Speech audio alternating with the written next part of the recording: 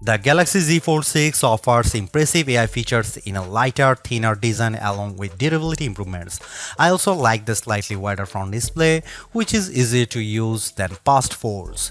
Based on my testing, this is the most well-rounded foldable phone around. But the $100 price hike doesn't help, and the cameras are not flagship level. There is a ton of Samsung Galaxy AI features packed into the Galaxy Z Fold 6 along with Google Gemini. Here is just some of the coolest things you can do. The biggest head turner is sketch to image. In the Samsung Notes app, you can sketch anything and generative AI will turn it into a watercolor, illustration, sketch, pop art or 3D cartoon. It takes a few seconds, but the results are pretty freaking impressive. The illustration of a dog turned into a professional looking watercolor in less than 30 seconds. In addition, you can also use Galaxy AI to transform photos with Portrait Studio, turning yourself into everything from a comic to a 3D cartoon. It's like the Pixar or Incredibles version of you, though some of the renderings are less than flattering. On the productivity side, Note Assist comes in handy because it can transcribe and summarize meeting notes for you. I used this feature on a call with my colleague Mike Prospero and it gave a comprehensive but easy to understand summary, though it took a while to transcribe the 40-minute meeting. Google Meet can transcribe as you go in real time. Google Gemini can be always at the ready with a simple swipe up from the corner, ready to do everything from answering questions and coming up with ideas for your next vacation. It can help with homework too. I took a photo of an algebra problem and Gemini came back with step-by-step directions, and Gemini can help answer questions about what you were watching, such as on YouTube. It even answered follow-up questions about Captain America Brave New World without me having to give any context. Last but not least, the Interpreter app on the Galaxy Z Fold 6 lets you translate conversations in real time and leverages both the main and cover displays so both you and the person you are speaking with can see what's being said. I tested this feature with a colleague who spoke Arabic and I asked him what the thought of the Z Fold 6. Despite a bit of a delay, the conversation flowed smoothly with the audio and text. This could be a game changer for travel, especially because the Interpreter app can work offline. As you'd expect from a flagship with a Snapdragon 8 Gen 3 chip and 12GB of RAM, the Galaxy Z Fold 6 has plenty of oomph for running apps side by side as well as intense gaming, and you should be able to get better sustained performance because of the phone's larger vapor chamber. On the Geekbench 6, which measures overall performance, the Galaxy Z Fold 6 cleared 6900 on multi-core and 2170 on single-core. That's more than double the Tensor G2 powered Pixel Fold and well ahead of the OnePlus Open. Though we expect faster sequels to these foldables with newer silicon. On our Adobe Premiere Rush test for transcoding 4K video to 1080p, the Galaxy Z Fold 6 needed about 40 seconds compared to a minute or longer for the competition. The Galaxy Z Fold 6 3D Mark graphics results are also better than the OnePlus on the Solar Bay Ray tracing test with a frame rate of 29 fps versus 20 fps. I enjoyed smooth gameplay on the frenetic Diablo Immortal. Even with a ton of enemies on screen, the action stayed steady as I unleashed my blades and special attacks on bosses, owls and spiders. One of the key reasons why people don't buy foldable phones other than the price is that there is a perception that they are just too brittle. To answer the call, Samsung has done a couple of things to put your mind at ease. First, the Z Fold 6's glass layer are now more durable than before, making them less susceptible to damage from your finger pokes and especially as pen use. Second, the dual rail hinge is supported by a strengthened folding edge. This should better distribute shock, though I am not about to drop test my loaner unit. However, the Z Fold 6 is still less durable than a traditional flagship. It has an IP48 rating against 5 feet of fresh water for up to 30 minutes. This rating means the Z Fold 6 can keep out particles larger than 1 millimeter, but it does not mean you get full dust resistance. So I would hesitate to take this phone to the beach. With the new Snapdragon 8 Gen 3 chip on board, we were hoping for the expecting an endurance boost from the Z Fold 6.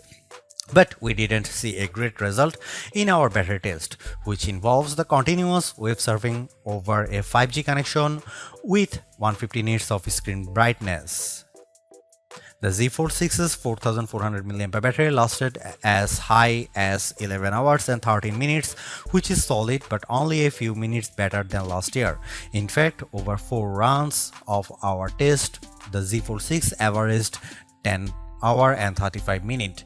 The devices on our best phone battery life list, like the S24 Ultra, last at least 14 hours. To be fair, there is much bigger 7.6-inch display here, but even then the OnePlus Open's bigger 4805 mAh battery lasted a bit longer than Samsung at 11 hour and 31 minutes. The camera hardware is largely unchanged on the Galaxy Z Fold 6, with the exception of a new sensor for the 12-megapixel ultra-wide camera that's designed to let in more light. Otherwise, you get the same 50-megapixel main camera and 10-megapixel telephoto with 3x optical zoom and 30x digital zoom that graced the Z Fold 5. Up front, you get the same 10-megapixel selfie camera and 4-megapixel under-display camera for when you are using the main screen. Don't get me wrong, the image quality is quite as strong from the Z Fold 6, but if you are paying this much money, you should get the same 200 megapixel sensor as the Galaxy S24 Ultra. In this portrait comparison with the OnePlus Open, the Z Fold 6 produces a much crispier portrait. The OnePlus blows out the right side of my face in the sun and delivers less detail in my shirt. Here you can see some camera details from the Galaxy Z Fold 6.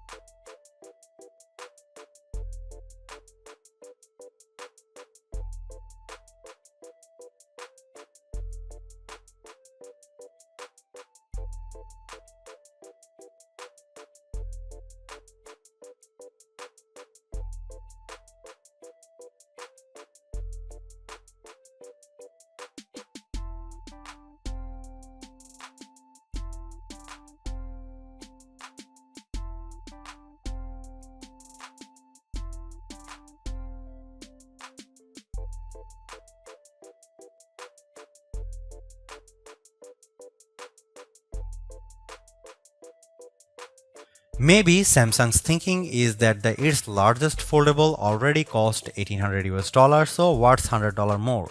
But I still don't like the fact that Samsung has hiked the price for the Galaxy Z Fold 6. For that cost, you get 256 GB of storage, and it's another $120 to get 512 GB and $360 to get 1 TB. Samsung could sweeten the deal by including the S Pen case for $79, especially since sketch to image is such a key AI feature. The Galaxy Z Fold 6 supports the same 25-watt charging as the last couple Galaxy Fold models, and it's getting a bit annoying when there is a better charging technology out there. The Fold reached 28% after 15 minutes of charging and 56% in 30 minutes, which isn't terrible, but the OnePlus Open 67-watt charging goes to 50% in 15 minutes and 85% in 30 minutes. Even though we are on the 6th gen of Samsung's Foldable, the overall market is still super small, making up just 1.5% of phones sold. Will the Galaxy Z Fold 6 change people's minds? If you are someone who loves the idea of having a huge screen on the go along with lots of AI features, this could be the flagship for you.